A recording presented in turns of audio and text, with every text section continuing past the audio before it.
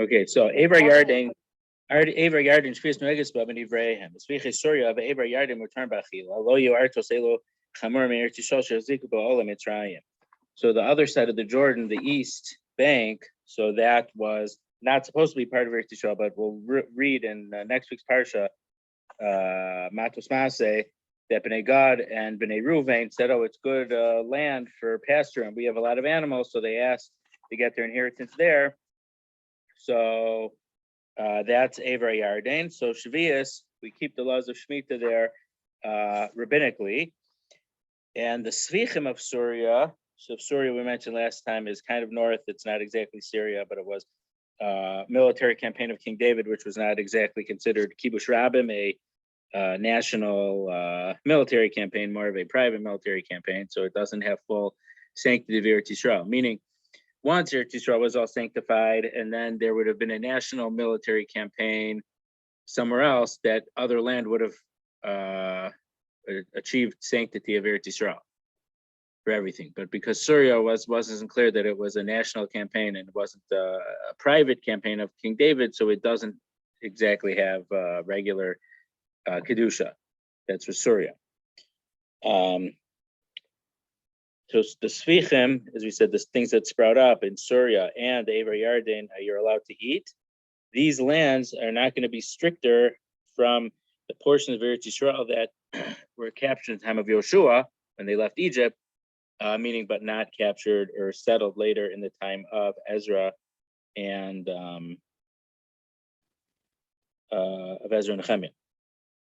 So the Kesef Mishnah on this halacha, the Kesef Mishnah is the author of the Shulchan Aruch, but he wrote a commentary on the Rambam, a commentary on the Torah. It says, even if we would know that the places in Avar Yarden, that there were places on the east bank of the Jordan where Ole Bavel, people who were returning from Bavel, did settle, that also would not be any stricter than the places that Ole Bavel got within Eretz Yisrael itself, meaning on the western side of the Jordan. And we would be allowed to eat tzvichim in those places. The Radvaz, though, has a doubt about this, or has a doubt that this heter, this leniency of Avar Yarden, is only when it was not sanctified by people who came from Bavel. But if there were places that people from Bavel did settle in on the east side, then their land would be like Eretz Yisrael, in regard to the fruits having the produce having sanctity of Shmitta, and you have to do beer and you have to do svichim. So the Beis Yosef says no, the Radva says maybe, he's not sure. So those who hold that if the Ole Bavel did not settle that, then everything there is permitted completely without any sanctity of Shmitta. According to them, you have to say that the land of the other side are also the places that Ole Bavel did not settle on the eastern side. They're completely they're complete. The produce is completely mutter. The fruit doesn't have any sanctity of Shmitta. You don't have to do any bior. And the opinion who says that the Ole Bavel did settle that, or some of the kings in the time of the second Beis Hamikdash, meaning not at the beginning of the second Commonwealth, but later in there. Nevertheless, it's not so strict that the fruit, the sanctity of the fruits won't be stricter than the part of biblical Eretz Yisrael that Ole Bavel didn't come. Meaning, let's say near Beit Shemesh. Let's say there is let's just say, I'm just using as an example. Let's say, so Beit Shemesh is certainly within regular Eretz Yisrael. So let's say there was a big portion there that we know that no one settled there after they returned from Babylonia at the beginning of the Second Commonwealth. So we can't say, so because that is Eretz Yisrael and Ole Mitzrayim did conquer it in the time of Yoshua, this land on the east side of the Jordan can't be stricter in regard to Shmitta than the land on the west side of Eretz Yisrael. So that which we said in regard to bior, how would bior work on the Avar Yarden? Because we learned in the Mishnah there's three lands of bior. So according to them, that is in the first base of Mikdash when there were still Yovel, the Jubilee year, every 50 years, that the Shmita was kept from the time of them entering Eretz Yisrael and the time of Yoshua. But after Shmita was changed through the exile, then it never was restored on the east of Jordan, according to this opinion, except that you're not allowed to work the field. But anything that grows is completely mutter, no svichim and no sanctity. Okay, 29. A non-Jew who acquired land in Eretz Yisrael and planted seeds on Shmita, the produce is mutter. They only decreed that the sprouts are forbidden because of those who would have illegally planted them. But the non-Jews don't have an obligation to keep Shmita, so the Chachamim never made a decree about it. So we know that some things we're told that the Chachamim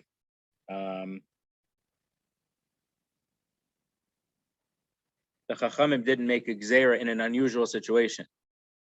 So this isn't exactly unusual, but we're worried about Jews improperly planting and saying, oh, it grew itself.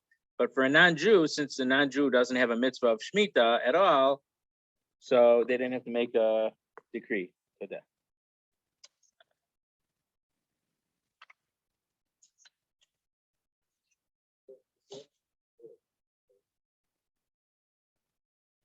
So the thing would be,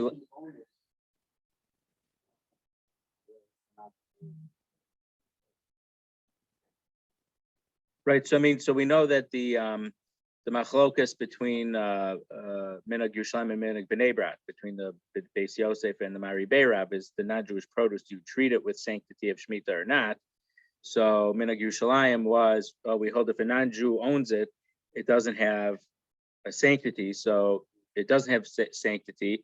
But Mari Beirav held, or that the kedusha was still there, so the fruits have sanctity.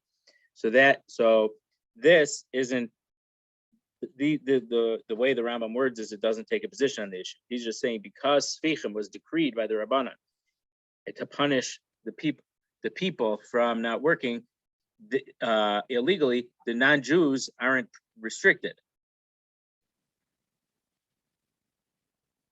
So they didn't decree Sfichim against the non-Jews who own the land. I mean, without this halacha, I guess Heter Mechir wouldn't work too well either.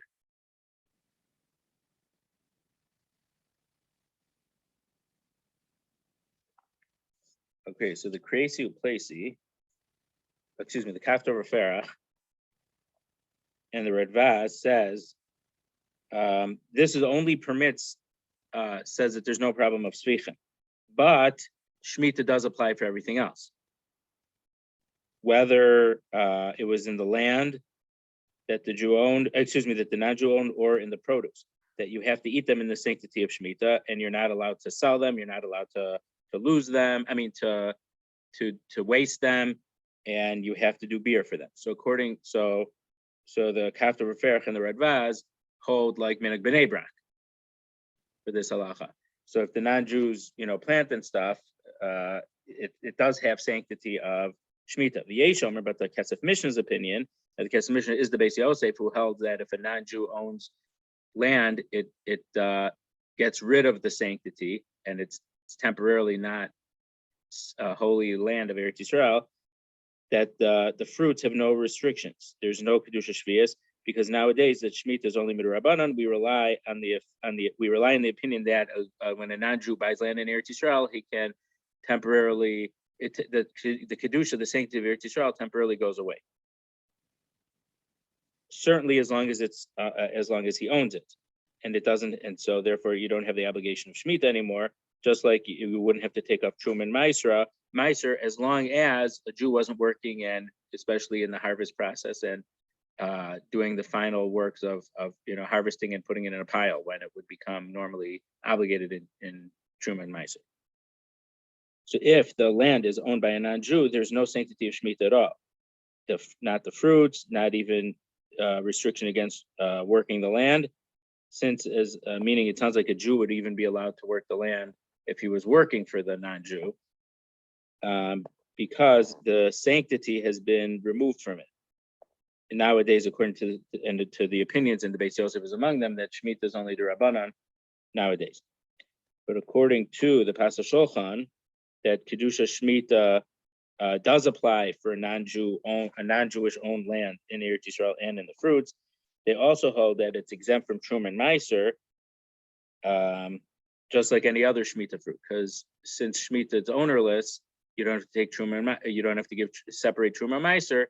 So so according to the Pasach Shulchan, it has Kedusha Shmita, and therefore you do not have to take Truma and Meiser. It's implying that according to the Beis Yosef, well, the Beis Yosef holds that the non-Jew owning it removes its sanctity for Shmita and for Truma and Meiser.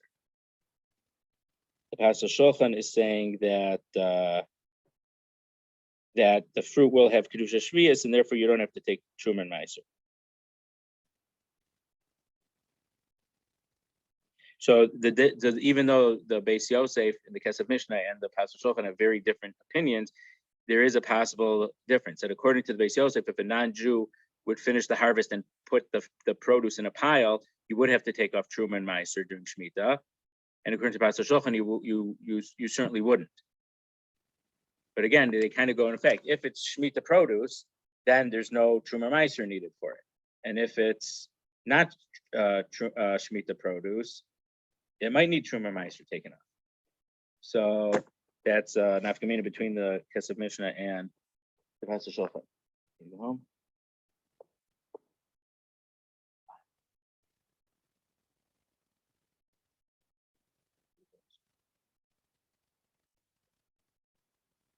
According to the opinion that, according to the opinion, which seems to be the opinion of the Kesef Mishnah, that there's no Shemitah at all in a non-Jewish owned land, it's like any other year, that if a non-Jew would buy from a Jew and finish the not production, but finish the process then they would have to take Truma Meiser and Meiser. So the question is, here's the other question. The second tithe, on the first, second, fourth, and fifth years, we take off Meiser Sheni, which we eat in Yerushalayim. On the third and sixth year, it's just Meiser that goes to poor people. It stays local. Question is, seventh year, there's not supposed to be second Truma. What would happen to the second Meiser? Would it be Meiser Sheni for Yerushalayim or Meiser Ani for the poor people? So it would be Meiser Ani, which makes sense because the Shemitah produce is supposed to be ownerless for everyone anyway. And how would you go up to Yerushalayim?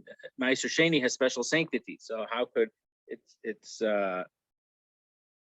would be a little bit strange. How would it have the sanctity to eat in Yerushalayim if it's really Shemitah produce or kind of Shemitah produce? So it would be Meiser Ani that stays local, and for the poor people, it doesn't have any special sanctity. Now, obviously, the sanctity of Meiser Sheni is different than the sanctity of Shmita, but there is a similarity because just like Shmita, if you buy Shmita produce with money, the money gets the sanctity. If you Meiser Sheni can also be transferred, except it's a little different. For Shmita, the fruit stays holy also, but for Meiser Sheni, let's say it's too big of a schlep to bring your produce up to Yerushalayim, so you redeem it onto money, and the fruit becomes regular, and the money now becomes holy with Meiser Sheni, and then when you get to Yerushalayim, you buy other food with that money, and then the Kedusha switches back. So there's some similarities, but some differences between the sanctity of money of Meiser Sheni and Shmita. So it doesn't really have anything to do with this halacha, but just it's a fact. I want to make sure that we're all aware of that and remember that halacha. But you would not make a bracha when you separate the Meiser Ani, because again, the rules of separation, there really wasn't a rule for separating during Shmita.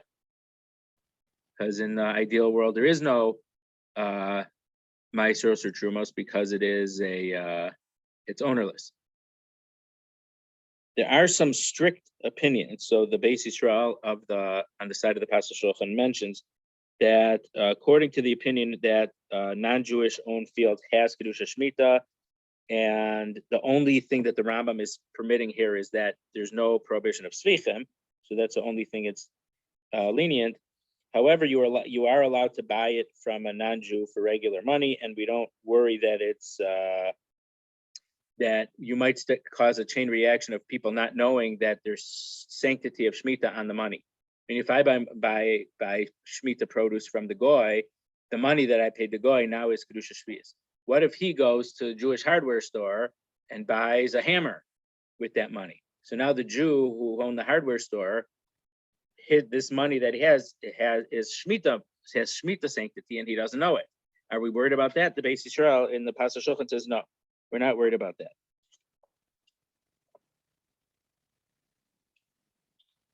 And there's a strict opinion. The Shla says that you're not allowed to buy from a non-Jew on Shmita, only if you give him a gift, then you're allowed to take it, or you could barter. Let's say you give him meat and he'll give you, wheat or vegetables.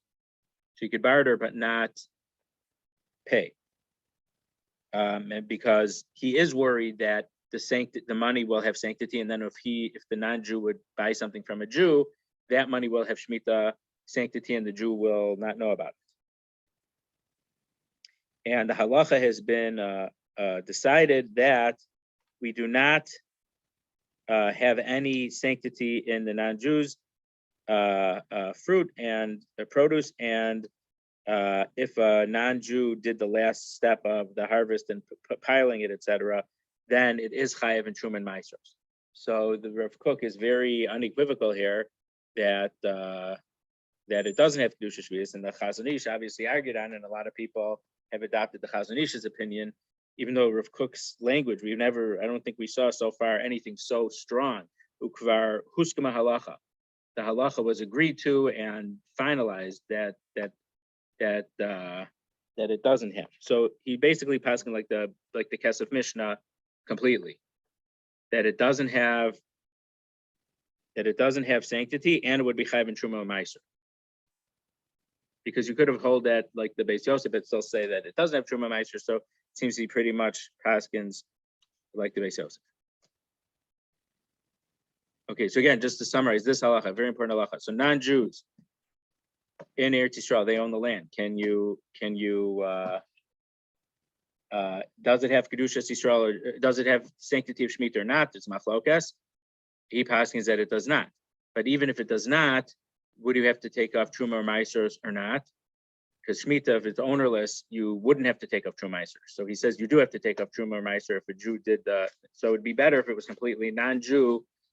No, not plowing, at the very end, like the harvesting and then piling it all together at the end. Okay, Lamed. Ayaros Eretz Yisrael hasmuchos l'sfar. So cities of Eretz Yisrael but are by the border. Moshivim alehem neman kadesh lo yafutu ovdei kachavim v'yafozu perush v'yas. We have to have trustworthy people that they will not, the non-Jews will not spread and take the perush v'yas. So we want to, basically, we're trying to make sure that non-Jews don't, we minimize the amount of Shmita produce that will go to non-Jews.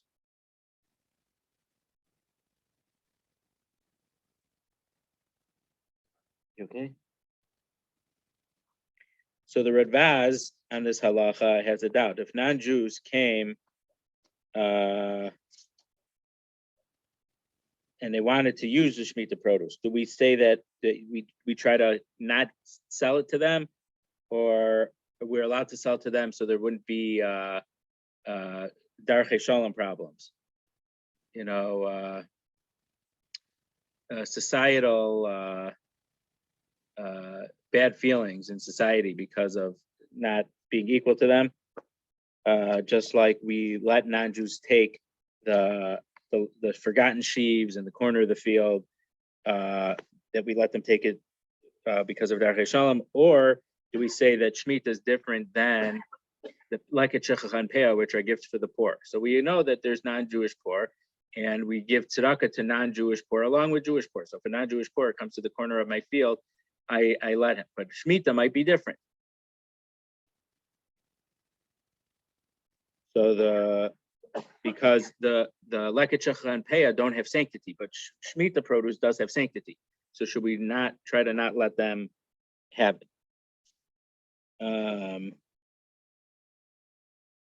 Okay, and even though that we don't have to, so even though we don't have to put a trustworthy person to watch for this, except by the border, we were worried that by the border people might come, and so therefore they had to have a set watchman there. But in other cities, we're not worried. But if we know that non-Jews were coming to a certain place and they wanted to buy the produce, you could protest. And some say that when it's not on the border, meaning when is the border, we know that there has to be some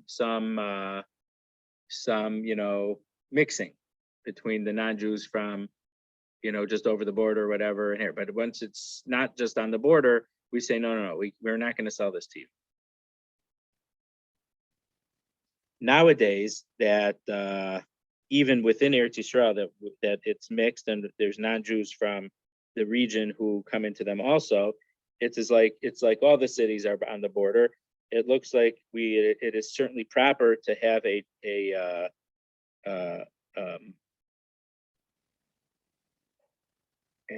watch or someone who's looking out for that, to make sure that the non-Jews don't take all this Shmita fruit that has sanctity of Shmita. You're allowed to, next he says, you're allowed to rent your animal to a goy, even though you know that the goy is going to use it, to plow and to work in the field. Because even though we're obligated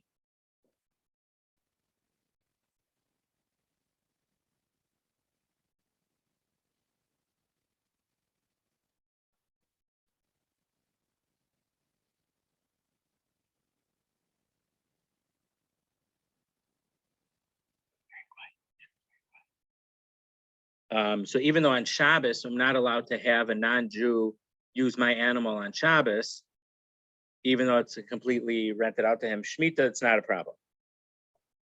And because of Lifnei Iver, it's not a problem because the non-Jew has no mitzvah at all not to work in the field on Shabbos. Some say you're allowed to rent your field to a non-Jew. So this is getting into an important thing. The havla lifnei shvius. So the concept of havla means it's swallowed up. So this means you're not renting to him just for Shmita, but you're renting to him starting before Shmita for a period of time also. Now where this halacha comes in is, let's say you work on Shabbos for someone, you're not allowed to work on Shabbos. I mean, we're not talking about doing malacha. Let's say I'm a babysitter. So if I babysit on Shabbos, I can't get paid for babysitting on Shabbos. But if I babysit during the week also, then you're allowed to pay for both babysittings together. That's called havla, which means like being swallowed up together. So if you rent the field to the non-Jew for Shmita and for some time before Shmita also, even though he's only going to work the field on Shmita, for this reason that there's no prohibition for a non-Jew to work a field. What?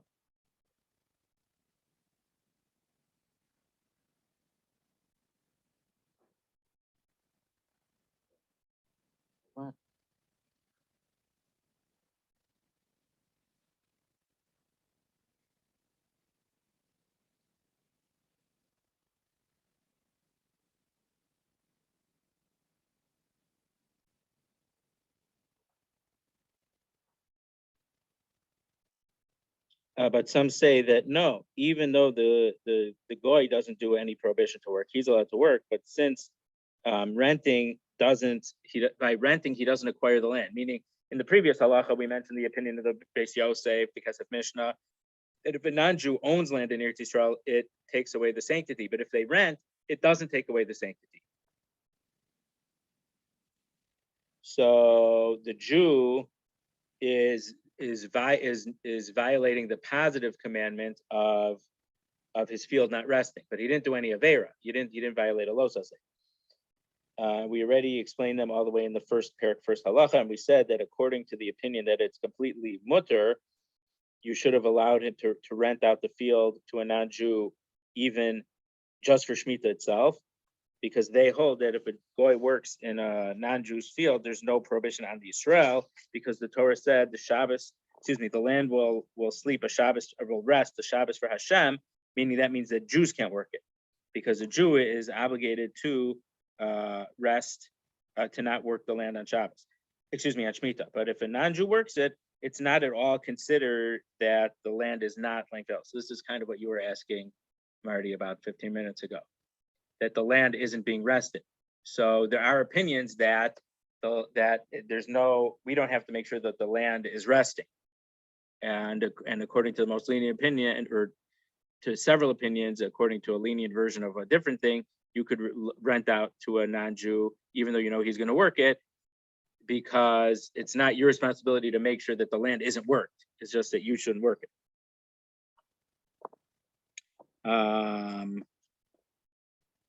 But that which a non-Jew is not allowed to have a non-Jew work in his field on Shmita, that's only rabbinic.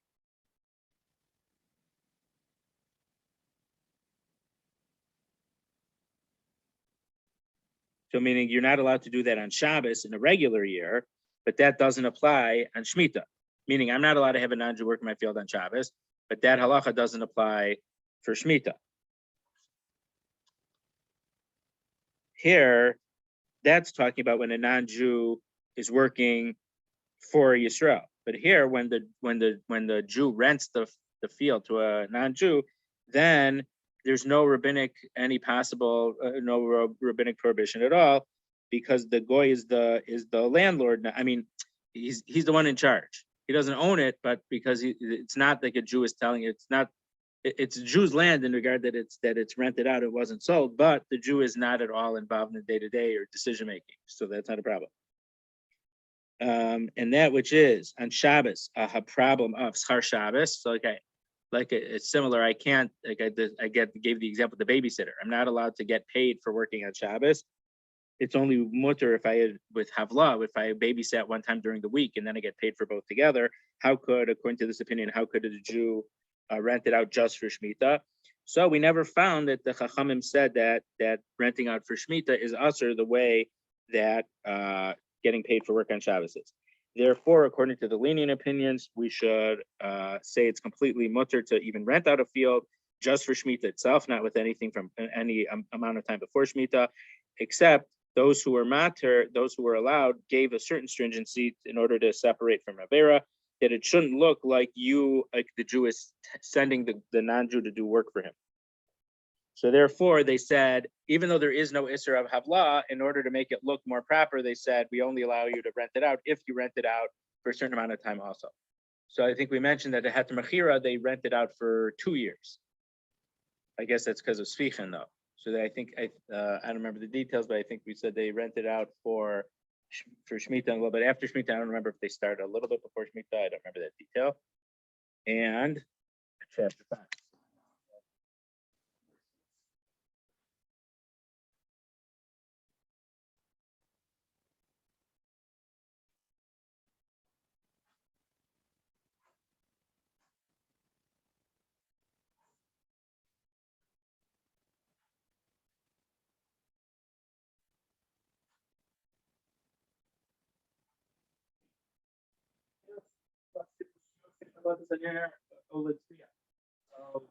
Shmita produce, you're allowed to eat it, you're allowed to drink it, you're allowed to rub the oil into your skin, you're allowed to use it to light wicks, the way like Hanukkah, they would use oil for lights, and you can dye things with it. The pasuk says that the land it will be, shows you that it's not just literally for eating, but normal ways of consumption, to include lighting a candle and using it as a dye. So Rav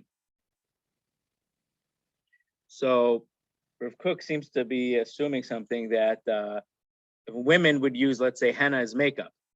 So we're saying it's human consumption, but who says that I could take my tablecloth or my draperies or my clothes and dye them in Shmitta dye? What about that? So no, you're allowed to dye clothes or other things that were manufactured. So I gave example tablecloth, draperies, because the normal way of dyeing things is not to actually dye people or animals, but it's to dye stuff you made out of material. However, rubbing into the oil into your skin, that's only okay for human rubbing. You're not allowed to rub vessels with oil of Shmitta. So some things that you would rub, sometimes types of leather, maybe you would rub oil to make it soft. Lahavdil, they didn't have it in that time, but baseball gloves, there's a special type of oil that you to try to break in a glove. So baseball glove, you wouldn't be allowed to use Shmitta oil to break it in, or certain types of pots and pans. I forget what, but certain types of pots and pans made in France or something, they were coated with lard. So those are, you can't buy them, but certain types of vessels, whether it was certain pottery, certain types of metal. I think for these things, they're called pre-flavored pans. I don't know much about them. But if you used Shmitta oil, obviously it wouldn't be treif if you're using Shmitta, but it's Shmitta produce, so you're not using Shmitta for the Shmitta produce for its highest and best purpose, so that would be a problem.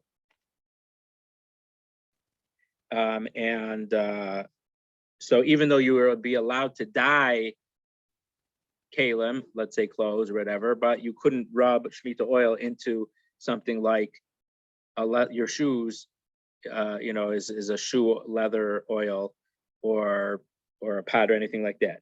And Rav Kook says it appears that you wouldn't be allowed to rub oil into an animal's hide either, even if you might do it sometimes, but it's not the usual use, so it's not permitted for Shmitta. Because remember, Shmitta produce is allowed to be used for its highest and best purpose. Base. So when we say you're allowed to use Shmitta produce to eat and drink, what does it mean? You could eat things that are normally eaten.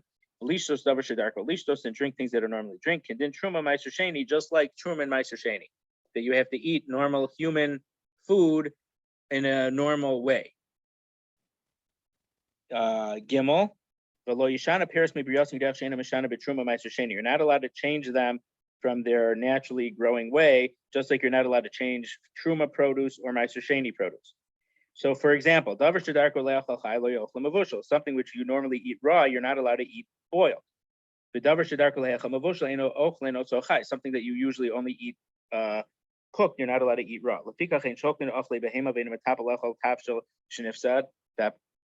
So therefore, you're not allowed to cook animal food, because animals eat raw food, not cooked food.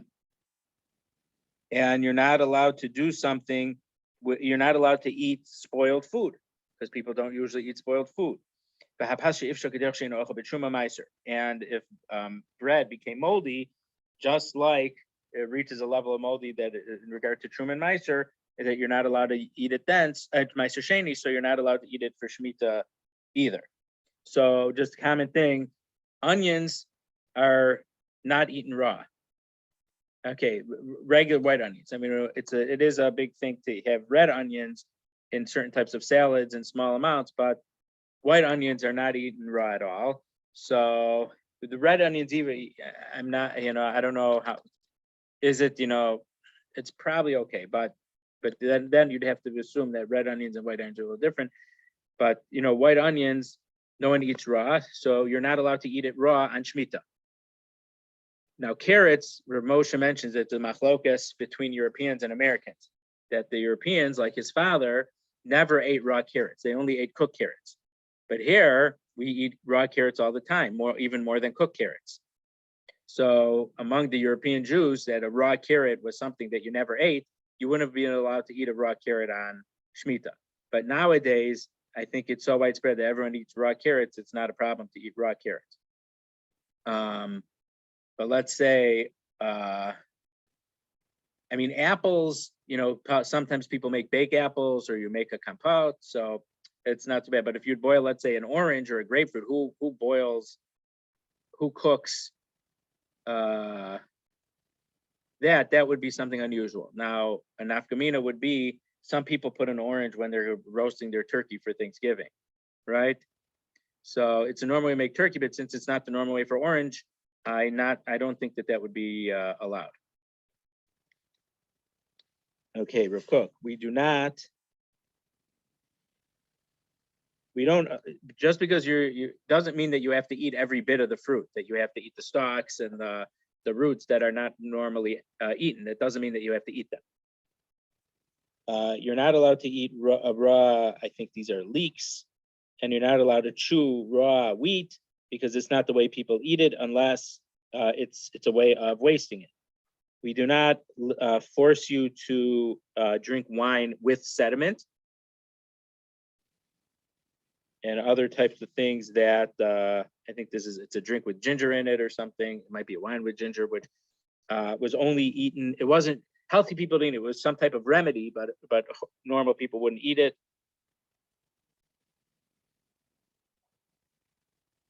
So lechatchila, you're not allowed to make it with these type of things with Shmitta produce. But if you did it, we don't say that you have to drink it, meaning we don't say that once you made it, you have to consume it and not waste it.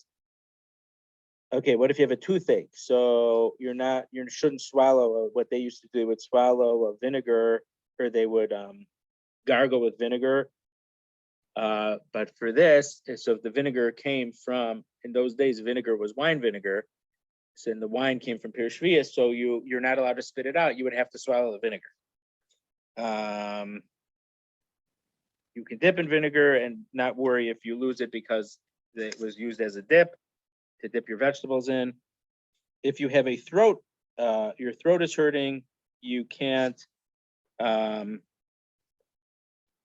drink the olive oil because olive oil is not usually eaten like that. I mean, to put some on your salad is okay, or your bread and hummus and olive oil, that's a normal way of eating it, but to have it plain, that's not okay. You would have to put it into the anigron, one of these other drinks that you would put up. You could put a lot of oil into it, so it's mostly oil, but otherwise, drinking oil by itself is not a normal way of drinking it, so you're not allowed to drink Shmitta oil as a drink. You'd either use it for candles, for light, or you would rub it in your skin or use a small amount for cooking and like a salad dressing, like things we just mentioned. Dates of Shmitta, you're allowed to gather them and to put them into a date cake. That was the way they used to eat dates. They were, I guess, kind of dried out, but you're not allowed to make mead or beer out of them. So I guess that wasn't the highest and best use. Even the time of the Gemara mentions how much they drank beer in Bavel and made it. It seems that it's not the highest and best use of it. Figs of Shmitta, you're not allowed to make it into to a fig cake, but you could dry them out. You're allowed to split up pomegranates to make something called a farid, not the Yiddish farid, but I'm not sure what that is. You are allowed to squeeze out grapes to make raisins from them. And similarly, we don't make date honey, and we don't make apple wine and vinegar out of the autumn harvest of grapes. Sometimes there was autumn grapes, and those they would never make vinegar. So to make vinegar out of those was an unusual way, and it was not the normal way of using it. So you're not allowed to do this. You could only use regular grapes and olives that are usually used for olive oil, and for wine, you can make oil and wine out of those. If you made a food into a drink, in a place that you're not allowed to do it, you could drink it. So, for example,